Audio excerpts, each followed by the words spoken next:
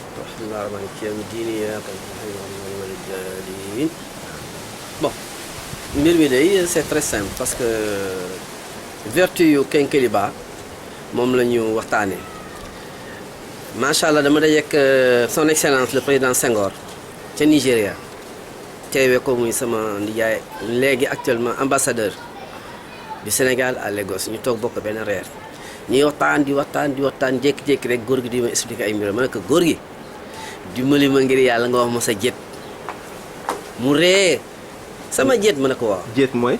sa régime alimentaire. ah jet waaw ok.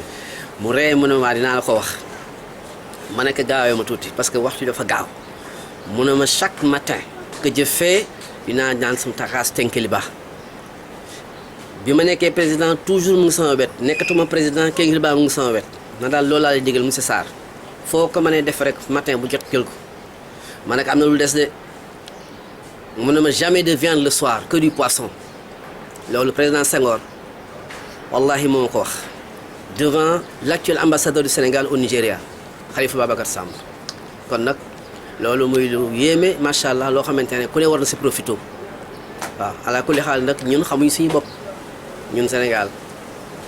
waaw mu mel ni que rek sa waxtaan boobu wala sa daje boobu nga xamante ne moom nga daje woon ak président Senghor bokk si sa yëngatu maanaam yaa ngi liggéey si restauration. da ngay togg ay affaires yu extraordinaire si hôtel yu mag yu bokk si Sénégal. waaw léegi nag ba nga xamante ne daje nga ak Senghor parce que dafa mel ni ñëwul rek wax la secret bi dafa mel ni alors il a tourné presque autour du pot waaye yow bàyyiwuloo ko benn yoon. déedéet léegi foofu lañ bëgg nga ñëwalaatal ñu. président Senghor daf ma wax historique gu Sénégal wax ma digganteem ak Baye Jaraaf Talla Diagne fa mu jaar ak moom ak personnalité bu góor gi amoon ak la nga xam ne mun naa di wax si Cap-Vert avant muy def lenn ci Cap-Vert moom lay jëkk a gisal ba pare muy soog a wax ak ñeneen góor gi daal di ko tànkaafu nekk du ma la wax lenn tànk gisoo ma samay mbokk une très grande personne moo tax ba mu faatoo la Cap-Vert ñàkk la lébu gi ñàkk waaw président Senghor nag xamoon na kan mooy lébu jox leen seen gëdd bu baax a baax a baax a baax d'ailleurs meññante moom mooy la suñu ba léegi ñu sant yàlla sant suñu waajur macha allah. waaw mu mel ni que rek yow mi nga xamante ne nii Kékéliba boobu noonu def na si yow effet dafa mel ni parce que yaakaar naa ne ñëw ma la laaj say at waaye xam naa ne maguloo ma. maa la bëgg fuuf tabarkalla macha allah waaye li si nekk mooy li may conseillé bépp sénégalais bépp doomu aadama bu nekk si àdduna yëpp.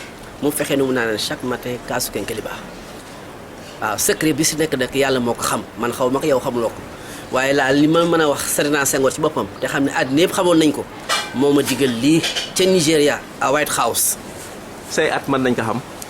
ah loolu moom dafa koy dëxëñ waaye dafa daal si mosal tuuti rek. mosal ma si tuuti am naa lu ëpp daal juróom benn fukki at. juróom benn fukki at mooy ñaata 60 ans. waaw am naa lu ëpp loolu Ousmane yaa ngi bëgg a tooñ nag. parce que waxoo ma woon lii.